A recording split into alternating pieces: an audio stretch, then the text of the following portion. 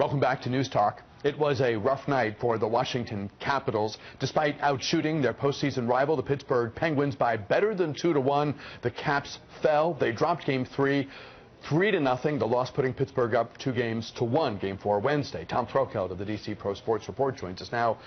Tom, welcome back. Yeah, thank you. Caps players, following this loss, seem sanguine. There's no sense of panic, but for Caps Nation, there is a sense of OMG. We've seen this movie and we're not particularly fond of it. Correct. Yeah, the final score of the game was 3-2. 3-2. Caps scored 2 goals in the third period. The last one in the final minute. All right, so you know when I turned off. But it was yeah. Look, Caps fans are going to panic. I mean, that's just. I mean, it's understandable. The history of the team is the history of the team, and everyone's aware of it. Their fans, opposing fans, the players, everyone's going to react that way. Here's the thing. Capitals outplayed the Penguins last night. And in fact, some Penguins players after the game said as much, that the Capitals were the better team. And they were. Unfortunately, there was a couple of sort of fluky goals. Some of that is on Braden Holtby, who should have stopped. I mean, here's a guy who's been just unbelievable all year long, and in the playoffs, fantastic.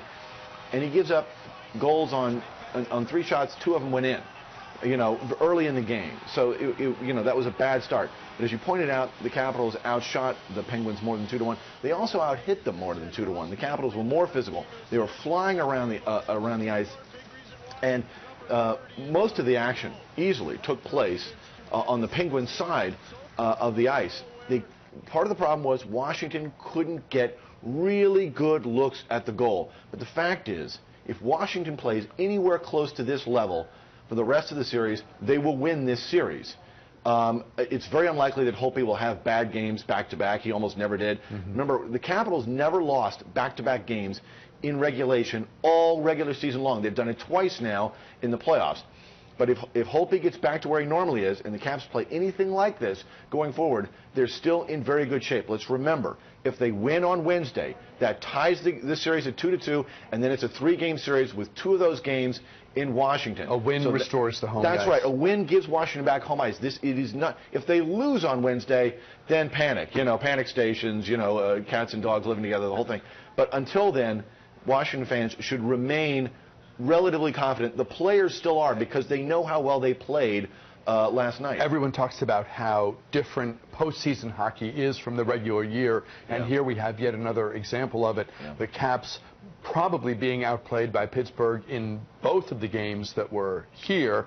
The Caps emerging with a split. They go to Pittsburgh, a good performance in every way that matters except for one. Right. And one of the things you mentioned, you know, playoff hockey being different. We're seeing some of that in this series. It's getting very, very physical. Some people would say it's getting very nasty. There appears to be, a very obvious dislike between the fans of the two teams might be sort of seeping into the players. There seems to be an undercurrent of more than just competitiveness. We know that Brooks Orpik, the Capitals player, was suspended 3 games. Can they appeal that? Because I know there's a lot of talk. Yeah, but not just from. The fact is they won't win. It's a good. In my opinion, 3 games is tough. Maybe it shouldn't have gone 3 games. That's what I mean. Right, but yeah, but Orpik hit high and hit late, and it was I thought it was right that he be suspended. 3 games is a lot for, you know, while the playoffs are still going on. Appeal for the purposes of a reduction. Yeah, but look, there's going to be, I think, another suspension, and that's Pittsburgh's Chris Letang really whacked Marcus Johansson, hit him late, and I thought it was clear he left the ice. And that is what the player safety committee looks for, is whether a player leaves the ice and whether he hits him in the head. Now, it won't be a 3-gamer because Johansson wasn't injured. He did come back and play in that game. He's got some whiplash, but he wasn't injured, and that gets taken into account. However, I would be surprised and disappointed if he doesn't get at least a 1-game suspension. The Capitals were very insistent after the game that there be a suspension, and players, including the coach, Barry Trotz, have indicated that the Penguins receive preferential treatment by the league in ways that they shouldn't. Now, I'm not necessarily endorsing that, but that is a widespread belief among Capitals fans and apparently players and the coach. Let's talk about the NFL draft and the 8 picks, 1, 2, 3, 4, 5, 6, 7. 7 picks that Washington got in the 7-day draft. What was that thing that went on for so long? 3-day draft, but it seems like 7, yeah. So do you want to talk, like, overall? You want to give an overall grade first, and then Sure. we'll talk about some of the individual? Okay, well, I mean, people who read DC Pro Sports Report know that, if anything, I'm tougher on the Skins than most people. But I gave this draft an A- for Washington. I thought it was a very good draft. And there were a lot of good grades given. Yeah, across. I should say that if you want to take someone who's a bigger shot than I am, Mel Kiper also gave Washington an A-, and said it was one of his favorite draft classes of 2016. And here's why. Scott McCloughan, the general manager of Washington, doesn't draft really based on need. He goes after talent. He's one of those guys. They all say, we draft best player available. But McCloughan, year after year, proves that he means it. There's a good example. It's widely understood that if Ryan Kelly, the center for Alabama, had been there when Washington picked at 21, or they were going to pick at 21, that McCloughan would have taken him, turned in the card very happily, and got him. Not because they needed a center, although you can argue that they do, but because McCloughan likes that type of player. However, when he wasn't there, he was taken by the Colts a couple of slots earlier. Washington traded down a slot, took the receiver, and then McCloughan never took another center. So it shows that he doesn't really focus on need. He wants the players. He likes a certain. Does that mean they're looking for a center now in free agency, or free? Well, I don't think they're going to get a center in free agency. I think that they're going to have to go with what they have, But the fact is, they were looking to upgrade the center, but he's not willing to draft a guy he doesn't want simply to say, look, I drafted a player at this position. Scott McCloughan wants tough guys who play through the whistle and live and breathe football. It's what he calls football players, which sounds funny, but that's what he means. And everyone thinks Washington's draft, their talent assessment and their draft operation generally have taken a huge upgrade in the last 18 months. As Jason Lockenfora said on Twitter, I thought it was really well done. He used to cover the Skins for the Post. He moved on to the NFL Network, and now he's at CBS. And he said the sleeping giant has awakened in Washington, and I think that's right. Once the front office started making sound decisions, the franchise was bound to turn around, and it looks like it has. Not a lot of time. Let's go through the picks individually and give us like a 5-second on each, and we'll just take them in order. And I'll warn folks in advance we left off the round 6 pick by mistake. But let's go through and just the short and sweet on each one, beginning round 1 with the wide receiver Josh Doctson. Right, from TCU. I really like this pick. He's 2 inches taller than the receivers that Washington has. He is probably going to be a starter, not in 2016, but in 2017. He'll get a lot of playing time. He runs well. He leaps like a maniac. He gets those 50-50 balls that are up in the air.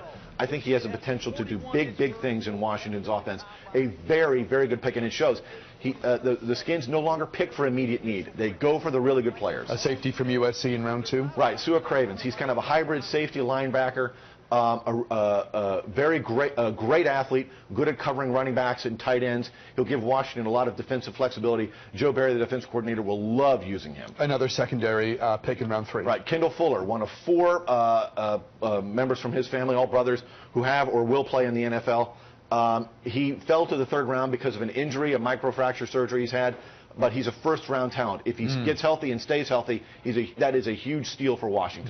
That is exciting, and you hope the kid stays healthy. Absolutely. Help for the defensive line in round 5, Matt Ioannidis. Right, Matt Ioannidis from Temple.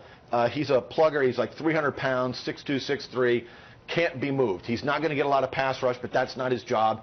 His job is to really occupy blockers and help Washington defend the run much better, which was a huge problem for them last year. A quarterback in round 6. Well, this guy, what's his role? Right, Nate Sudfeld. He's very tall, 6'6".